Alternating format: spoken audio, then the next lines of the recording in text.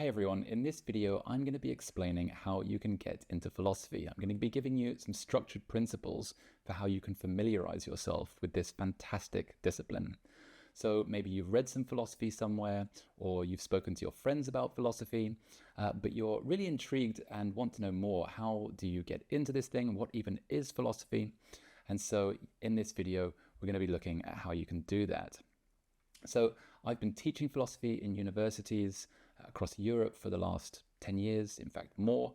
And I've also written a book of philosophy published with Cambridge University Press, and I continue to research and adore philosophy. So it's a real pleasure to be able to share this with you. I first got into philosophy when I was 14 years old, picked a book of Plato off the bookshelf, and that was me kind of hooked.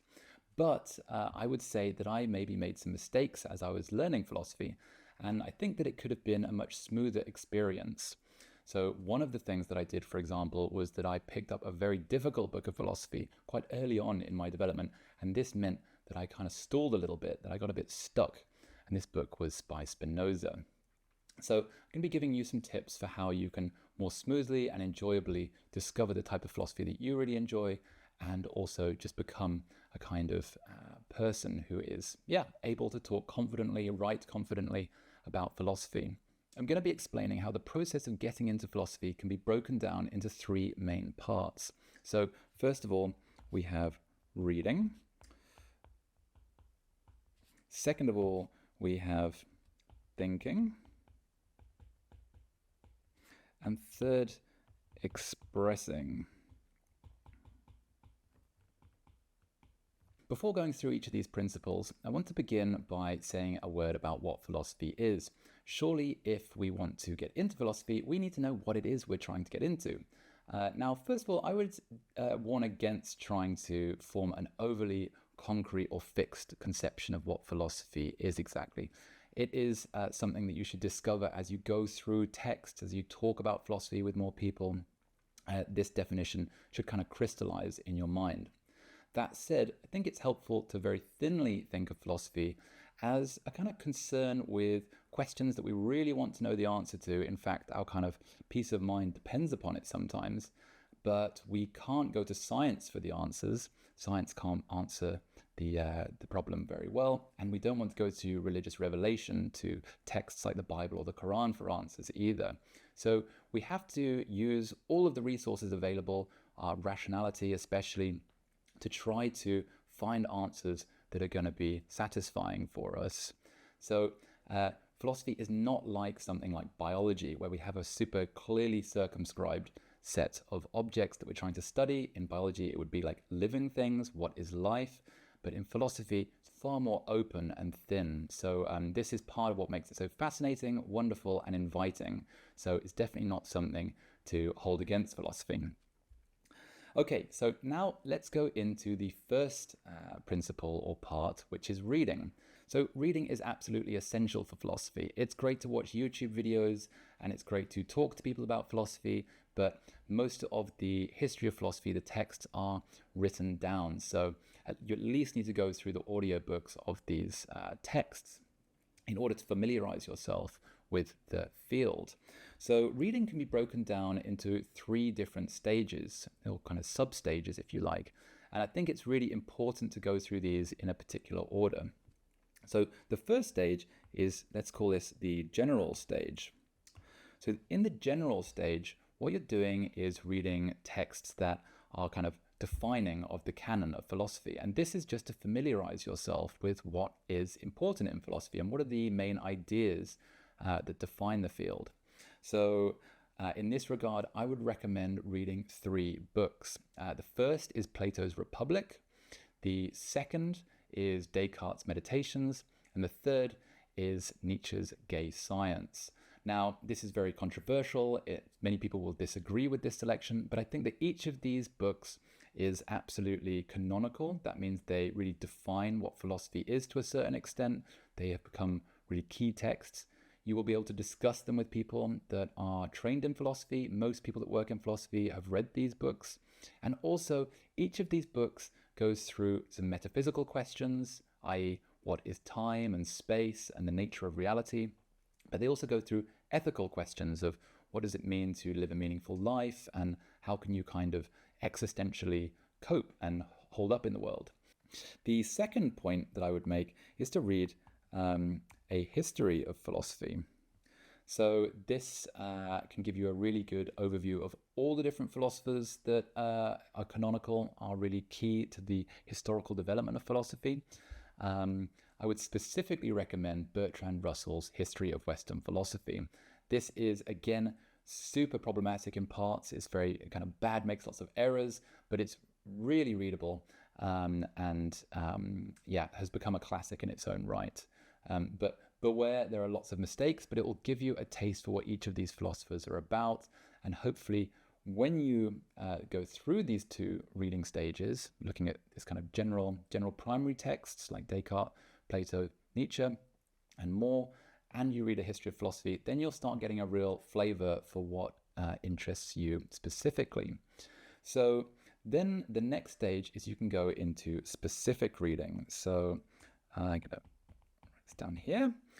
So with this stage, you should be looking at like what specifically interests you. So maybe you've discovered that it's really the philosophy of logic that interests you, or you've discovered that it's existentialism, or you've discovered that it's political philosophy, for example. And then you can explore this particular niche or pocket of philosophy, but you'll already have an overview for all the kind of flavors of philosophy that are on offer. So I would definitely recommend kind of homing in on your specific interest rather than starting out with a specific interest.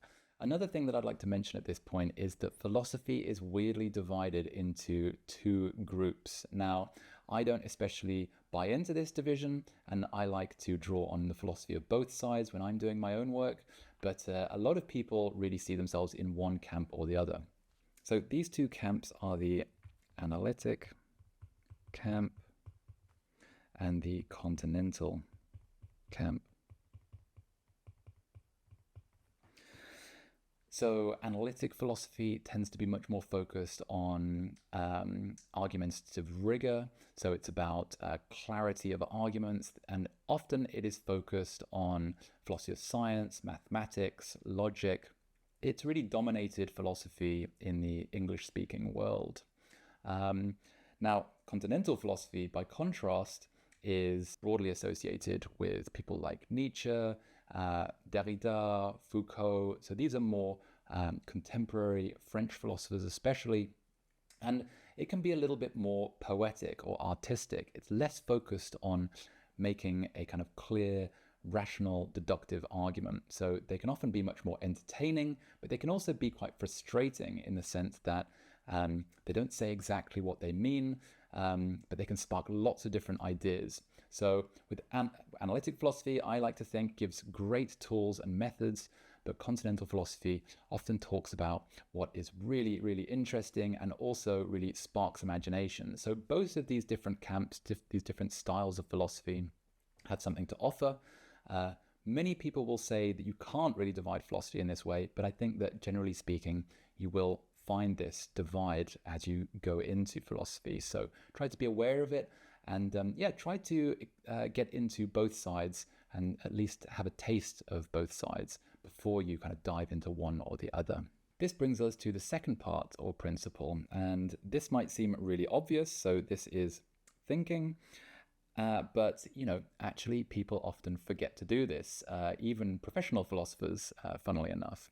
So it's really vital that you digest the material that you've been reading, that you take time to basically meditate on it, either consciously or unconsciously. So this is kind of doing things like staring out of the window or maybe going for a walk, basically getting away from your phone, getting away from screens, getting away from distractions, and really mulling upon the things you've read. And it's only by doing this that you'll form your own ideas. It's only by kind of reflecting on what you've read that you'll identify problems with it where you disagree. You'll identify conflicts between the philosophers that you've been reading. And as you identify these conflicts, this is when you will form your own personal ideas, your own personal philosophy will slowly emerge. Simply being able to rattle off lots of facts about historical philosophers really isn't doing philosophy or becoming a philosopher. You really need to think for yourself if you're going to get into philosophy. So, like I said, I would recommend staring out of the window a little bit, going for walks in nature, taking a long bath, lying in the morning, thinking about things in your bed, really meditating and reflecting on what you've learned during the kind of reading phase of getting into philosophy. The third part or principle of getting into philosophy is expressing your ideas. Now, this can be divided into two different parts. So first of all, we've got writing. And second of all, we've got speaking. So with the writing part, you really need to start recording these novel ideas you have. So after you've been thinking and reflecting on texts, maybe you've been taking notes on the texts, which is something I would certainly recommend, at least underlining sentences or passages that interest you, or writing down notes that kind of digest the material that you're reading. So when you've been doing this for long enough, you will start to have more structured ideas, and this is when you should really be writing them down. You should be formulating your own particular standpoint, but not just in your head, really articulating your views in clear language, and trying to basically kind of fix those cloudy, woolly ideas that are floating around in your head and getting them down into some concrete sentences. So then you might also want to write a proper essay. So maybe look at some examples of papers online, philosophy papers, and you can do this kind of anywhere. There's lots of classic papers floating around on the internet, and perhaps try to write a full essay of, say, kind of 20 pages and see if you can make a structured argument. I'll be making another video about how you can write a paper. So hang on for that. But in the meantime, you should be able to find lots of other guides for how to write a good philosophy essay. You might also want to share these ideas with other people that are interested in philosophy, for example, on Reddit forums or Quora or other places where people are engaging in writing about philosophy online. This will give you an opportunity to have your ideas criticized by others, to engage intellectually with others. And so this is where I think the speaking part really comes into play, because it's much easier to engage with people when you're talking. So find people that want to talk about philosophy with you. There are loads of people out there. In fact, almost everyone is interested in philosophy at some level. But you'll find lots of people out there that have actually read a lot of philosophy and are really much more serious about it. And not necessarily always people that have studied philosophy. I've encountered loads of doctors, loads of scientists, and lots of people that are really not working in an intellectual discipline at all, and they just love doing philosophy on the side. And sometimes those people actually have the best ideas. So really try to talk to everyone about philosophy. Some people will really not be interested, and that's also fine, but you will encounter people that want to have a real discussion.